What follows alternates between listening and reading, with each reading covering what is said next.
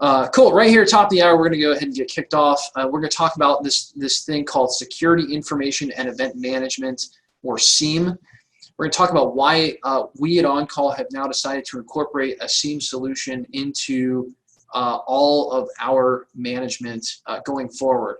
Just kind of an interesting little factoid at OnCall. We don't go up on our prices. 17 years, never gone up on a price, never intend to. But what we do is we do offer new features from time to time. So we will come out with new innovations. Of course, technology is always changing and improving. When those changes are free, we implement them for free. We keep our clients as up to date as we can, but sometimes those solutions do cost extra money. A couple of years back, we said, look, if you're running a server, you need to have a backup and disaster recovery appliance. It's mandatory. We recommended it. About 90% of our client base has taken us up on that offer and put backup and disaster recovery appliances in line. They allow for when a server goes down, we can literally hit a play button, have them spun back up into that virtualized backup within minutes. It's a total game changer. It's a total game changer, and also the ability to test the backups is much better. So again, sometimes there are things that cost money, but whether you want to spend the money, whether you don't want to spend the money, again, it's important to be educated about what's out there, and that's what we're going to do a little bit today. So I'm going to kind of dive right into it. We're going to talk about the cybersecurity, right? The new level of normal, and I've got a wonderful girl named Jen who puts these presentations together for me, and she threw in this slide, and I looked at it and I said, "Oh my God, my new normal reflections of a stroke survivor." And she kind of caught that about 5 minutes before this presentation. I said, "Well, if nothing else, we'll have a good laugh about it." So the good news is, hopefully, you're not gonna have a stroke, but it is a pretty picture, and ultimately, we are dealing with a completely different situation. We do have an office over there in Tallahassee, Florida. We got offices obviously all over the East Coast, but in Tallahassee, Florida, they just issued a mandatory order that you must be wearing a face mask if you are inside. That almost is a more that's almost a more significant new normal change than some of the stuff when we were in lockdown. I mean, I think we're still mostly in lockdown. So I don't know where this thing is going, but ultimately I will tell you that because of COVID-19, there has been a substantial increase in the number of phishing attacks and the number of compromised credentials that are being purchased out on the dark web. There's just a lot of noise out there in the market about things like COVID and what should you do to be secure and all kinds of other fun stuff. And so as a result, cyber attacks are up substantially. And I think, I wish it was not the case, but while there are new protections out every day, and we'll talk about some of those today, the reality is these guys are making money, right? So imagine this, the virus industry actually existed for years and years and years before ransomware was even a thing, right? So the industry existed to basically disrupt systems, and then they found out they can disrupt systems and make money at it, right? So it was already getting worse, and then all of a sudden they basically got unlimited funding. It's incredible. So now the attacks are getting far more intelligent, and we'll talk about that, and they're getting to the point now where they've got these massive networks of computers that have been compromised that they can then turn against a target system, right? So hundreds and thousands of computers that can target one system all at once. It's incredible. So again, the growth is exponential. Number one, because there's a lot of noise out there about COVID, and they're leveraging a lot of phishing and spam attack emails to get people to give up information around the subject matter of COVID stuff. So again, if you're on this call, free tip, look, tell your people, don't open links in emails that have anything to do with COVID, anything. They're coming from unbelievable places. I mean, they're coming from legitimate email accounts that have been compromised before. They're phishing out information like usernames and passwords, bank account numbers, wire transfers. We just dealt with another wire transfer compromise the other day. It really is, it's unbelievable. And because people are so interested in learning whatever the latest is, and there's so many new fast-moving developments with COVID, it's the perfect subject matter for them to sort of sneak in a virus or phishing email. Security is now more complex due to the absolute necessity to work both inside and outside of corporate networks. Again, if you're a platinum client of ours, we've got a firewall at your office. It's a permission to play with us. Essentially, you've got some pretty heavy levels of protection with that, right? So any kind of an attack that would start up in your network, is going to be detected, and then we're going to, again, assuming you have our managed antivirus, you're not an a la carte client, we're going to be going to investigate that, figuring out where it came from, and remediating it. Attacks coming from outside in, again, they're going to hit our firewall first, and so there's a lot of protection, but now a lot of the employees are outside of the firewall, right? So far more people are outside of the firewall, and so it becomes much more complex to be able to spot attacks than before. So they can be in through your corporate VPN or virtual private network. But again, that doesn't mean that computer didn't get compromised before it connected to the VPN. And so it's a huge, huge problem. So again, your typical run-of-the-mill retail grade antivirus is not going to protect you against everything. And so again, securing all of this stuff really gets pretty hairy because of that.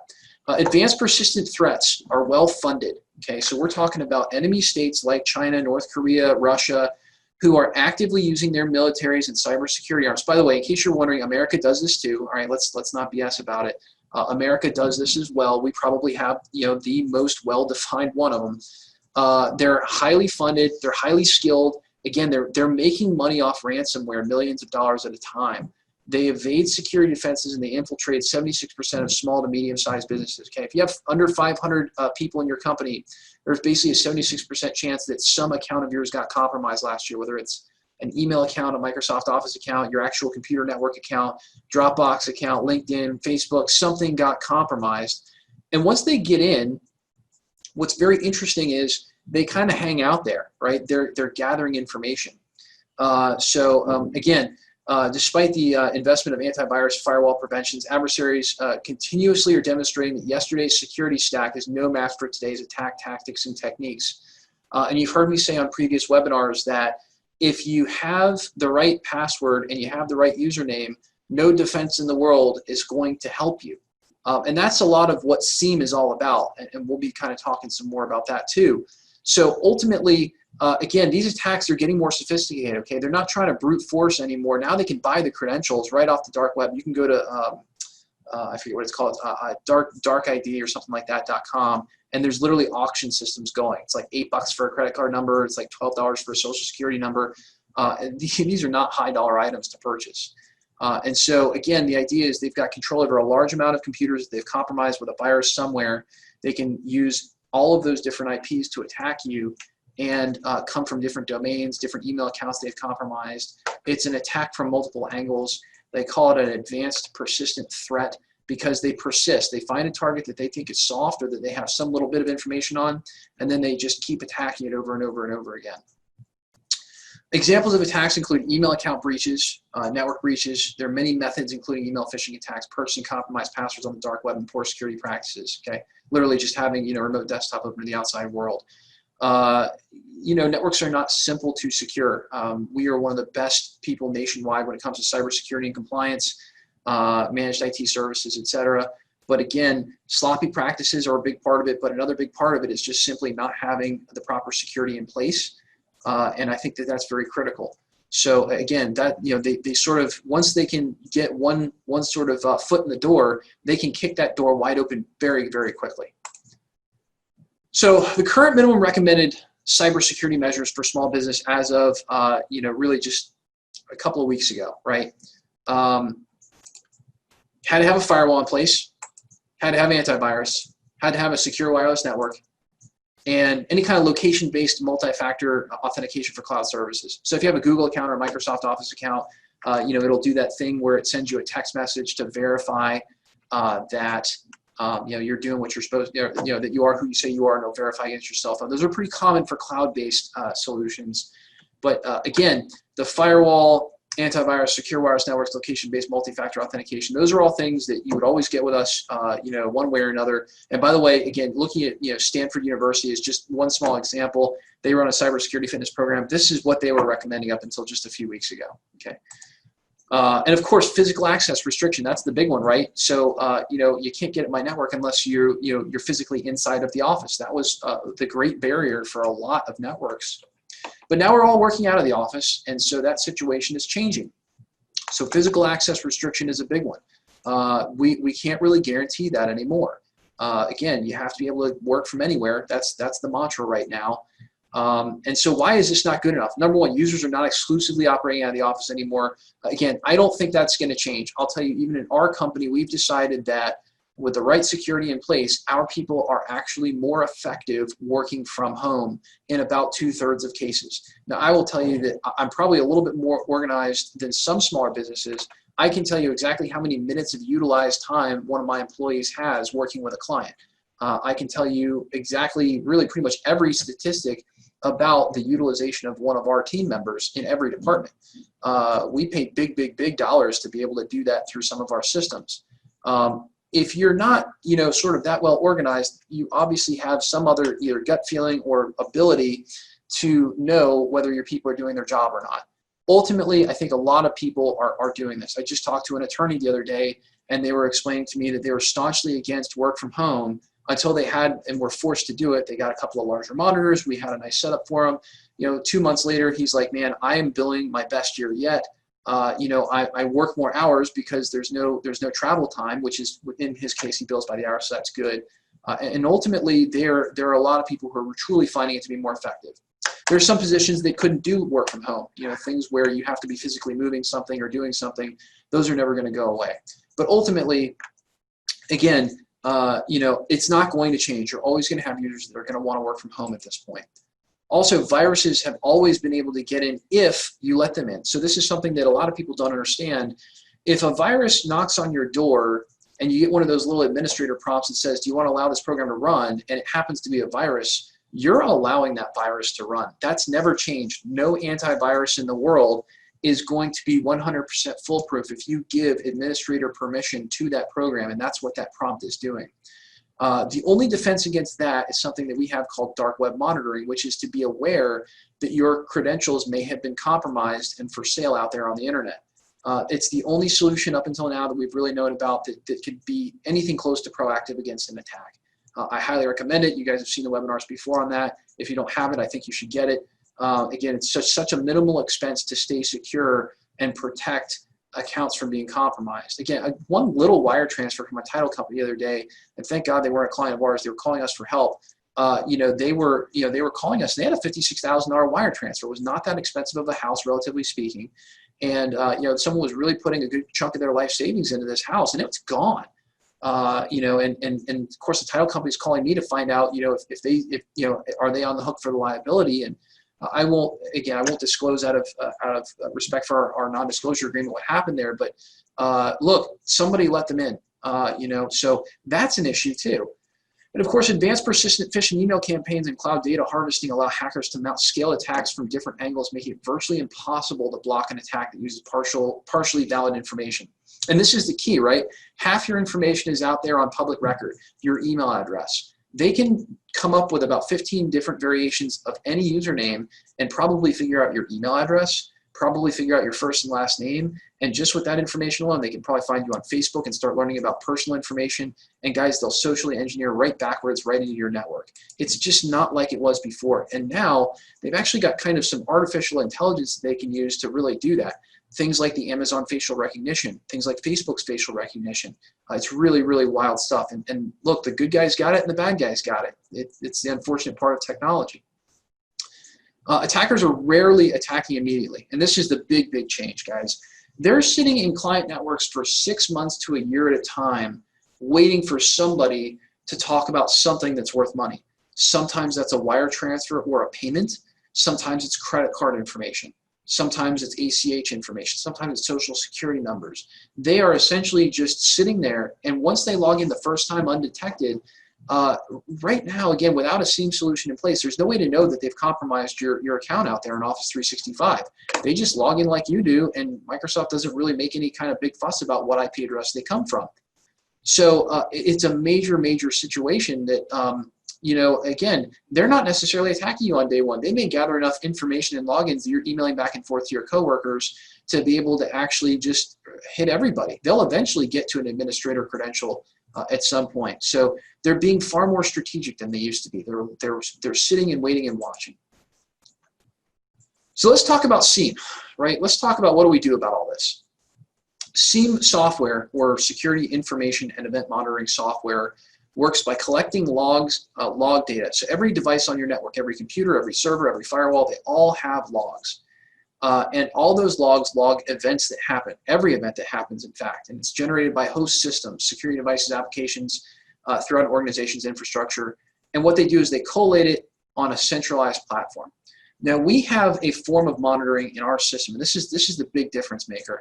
What has On-Call been doing to monitor the network? Okay, what we do is we leverage the best automation solutions in the industry to monitor devices, services, applications, etc. individually. Okay, so up until this point, what we've been doing is we've been basically getting individualized alerts from individual devices and evaluating them as they come in, and then sort of flagging them if they need, if action needs to be taken, or if the issue is a non-issue, we flag that too, or we go and remediate if there needs to be something fixed. Tickets and alerts are created and sent through to our help desk for inspection, automatic remediation, or reviewed by our team. Now that technically meets a lot of compliance standards. Meets HIPAA, meets NIST, meets several things. However, while On-Call has implemented all cybersecurity best practices within its systems, the U.S. federal government has now implemented changes to its recommendations on how to properly secure a network. So the example is something called NIST SP 800-171, Protecting Information Systems. And again, I won't go super deep into what this standard is all about, but I'll put it this way. This is the standard that the federal government uses now.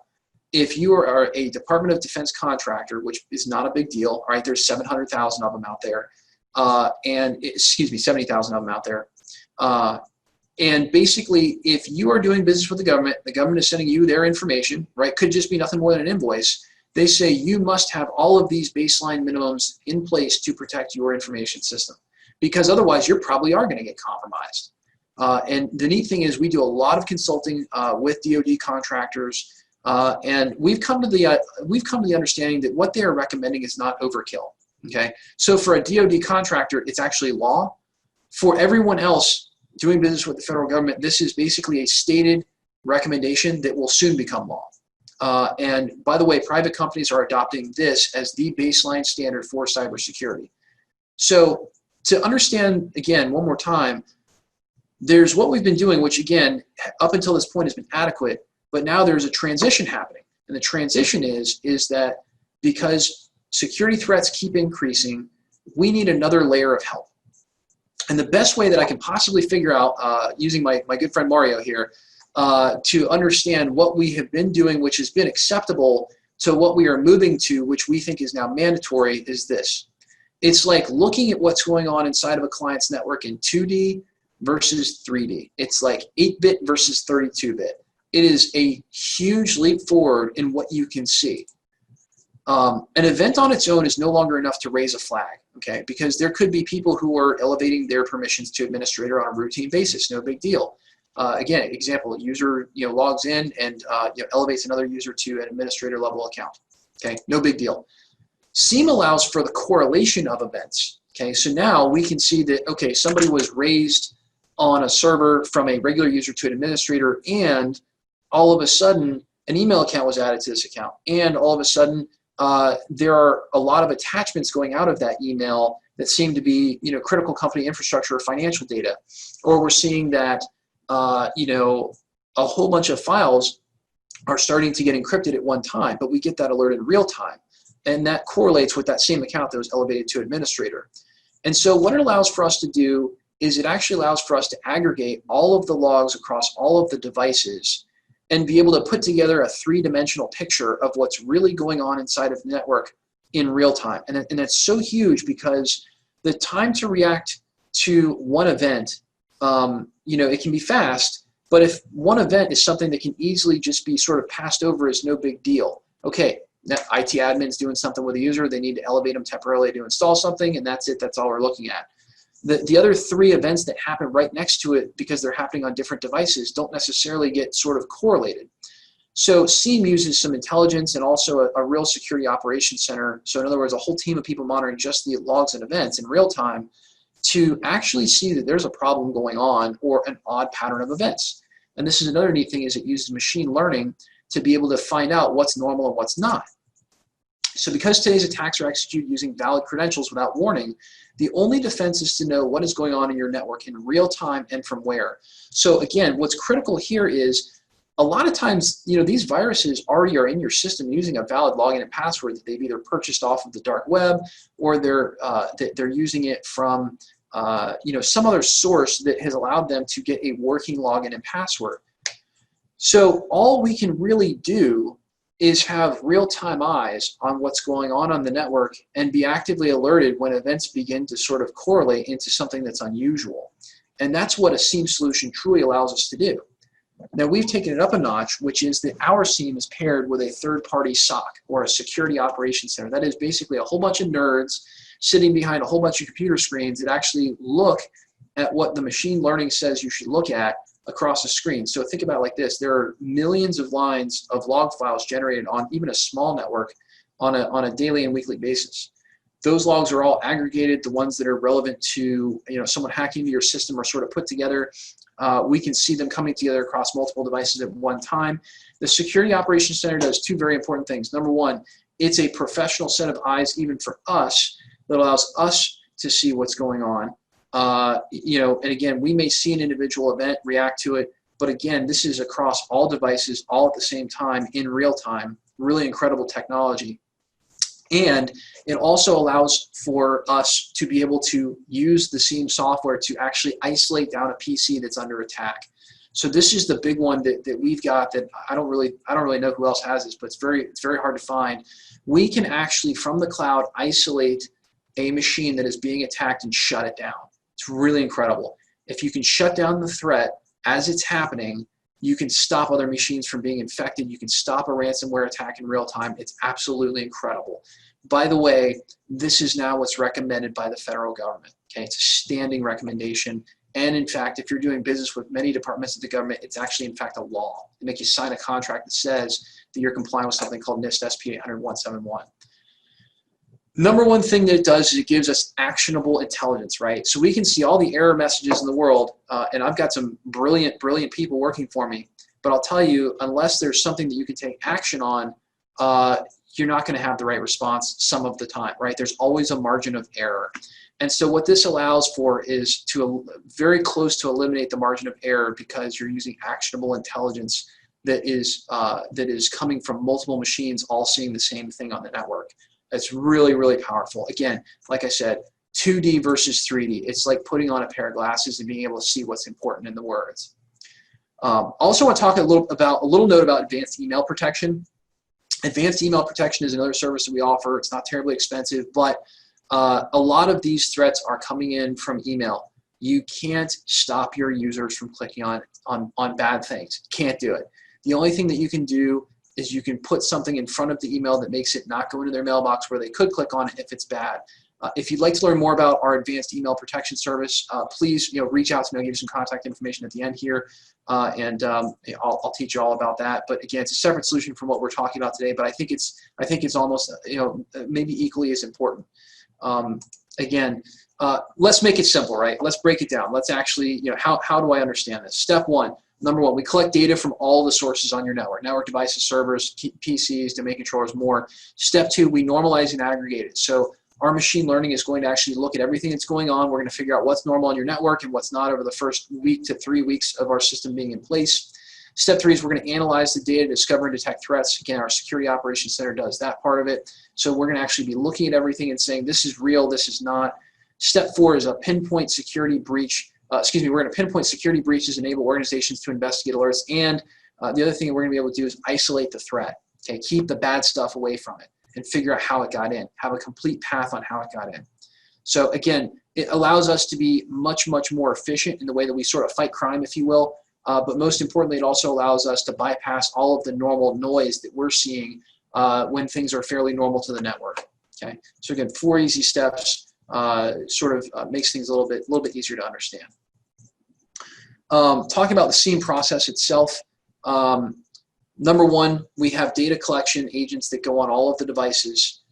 All of that data is then aggregated in our cloud. Then we discover and detect threats based on patterns of behavior and patterns of events. And then we identify security breaches, investigate the alerts, and shut them down. That is, in a nutshell, how this works. Okay, without getting really overly technical, this is now what is required to fight crime. I mean, as crazy as that sounds, really, that is the process in a nutshell. Okay. I got a small office. Do I really need this? Okay. SIEM used to be something that only much larger enterprises looked at. Okay. It used to be something that only big companies could afford. As a matter of fact, actually, probably our #1 competitor is a company called Arctic Wolf. Their minimum is $30,000 a year to even touch this thing. And frankly, I don't even think they really do that great of a job. But more importantly, it's just out of touch for a small business. It's not practical.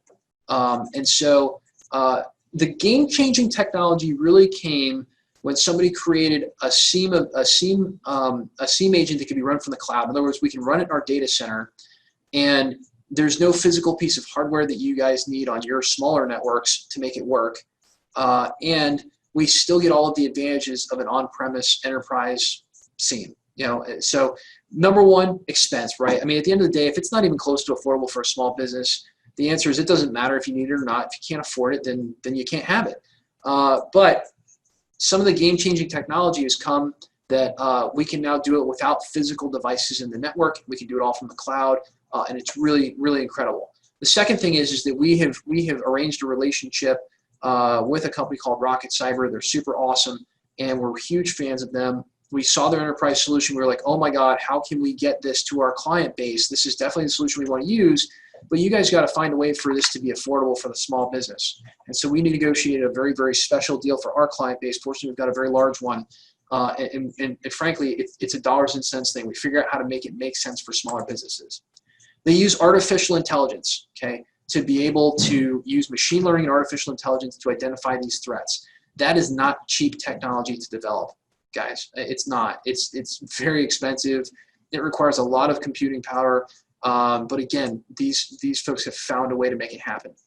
And ultimately, again, for our compliance clients, they've had it already because they're mandated. So for some of our clients, they have had this for a while. They've been using more expensive solutions. We've gotten them switched over in cases where that makes sense. Ultimately, again, the big thing is just you got to have it if you're compliant. So it doesn't matter what size office you are. If you had a compliance mandate like HIPAA or NIST, you had to have it anyway. So the answer is, if you can't afford to have your computer system shut down, held ransom, destroyed, or have any or all of the data within your network exposed during a data breach, then our stance now, as of, again, these last few weeks, is you need to have a SIEM solution in place ASAP. Okay, that is our stance. Again, if you're a new incoming client with us, you're going to get it one way or another. Yes, the price has been bumped up from what you guys paid, but ultimately our stance is, if you want to be secure, you have to have this in place, because it's not enough to be monitoring one device at a time. You now really need to aggregate that information and have real actionable intelligence on what's going on your network, even if you're small, even if you're 2 computers, because being able to correlate that data and having a third-party set of eyes on it is just so critical. Again, this is the stuff that will stop ransomware in its tracks. So given the inexpensive nature of protecting the most vital part of your business besides your people, right, your technology, your computer network, any solution that enables you to make it more secure should be strongly considered. When the government makes it mandatory to have a solution like SIEM in place in order to do business for its contractors, we consider this a very clear sign that is necessary for everyone based on what we know as IT professionals. Guys, it takes the government forever to put anything in place. The fact that they move so quickly on this, that cybersecurity is such a massive initiative and then it's such a big threat, it should just, that should speak volumes in itself. Again, if the government's doing it, we all know the government does the bare minimum. So it's something that I think that we should really, it's just something that has to be considered.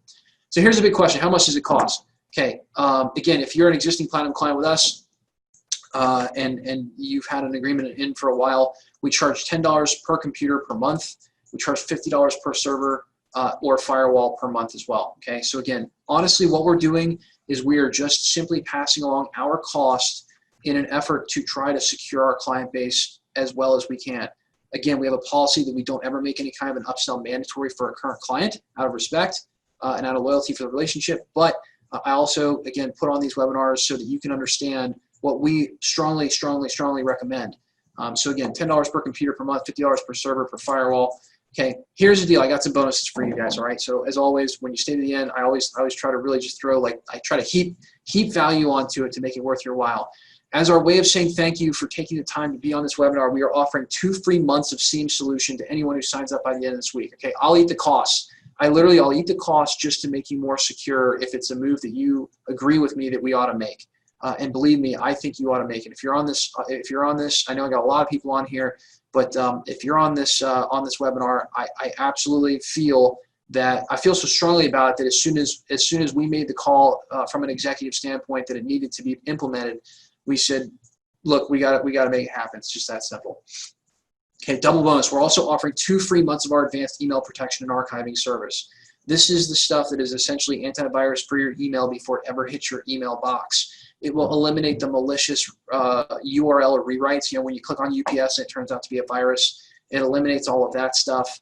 It eliminates, you know, a lot of spam as well. And it also provides you with an archive on your email for up to 10 years. Again, we charge $10 per email account per month on that, and we'll give you your first 2 months for free. And I got a triple bonus on here because you guys know I love to heap on the value. I think most of you guys already have this on the call, but just in case you don't, we are offering the first 3 months free of dark web monitoring. Okay, it's a $297 value, yours free. Normally $99 per month per domain. Again, it's really just one of those things where I will eat the cost in an effort, you know, to get you to be more secure.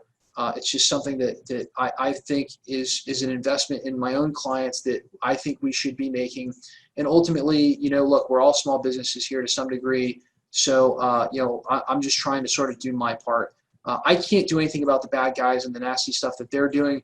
But certainly what I can do is I can at least help you out to sort of get into these solutions, try them out. If you hate them, we'll take them right back off.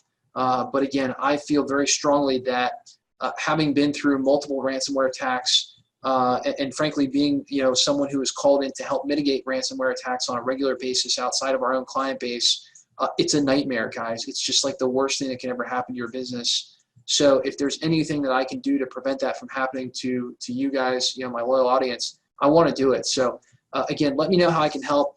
I'll kind of throw up my contact information as always, guys. Thanks for staying just a minute or two afterwards. Again, if you want to learn more about the compliance standard that I was talking about, there's a website that you can do that at. Obviously, our website, all of our territory phone numbers, and of course, Mike at on-callsupport.com. If you have any questions, just send me an email. As always, guys, thank you so much for joining me on this webinar. Hopefully, we learned something today. And again, I do highly recommend everybody get into a SIEM solution and get some of that actionable threat intelligence so that we can all stay safe. Cool. Guys, thanks again, as always, for hanging with me, and I'll see you on the next webinar. Have a great afternoon.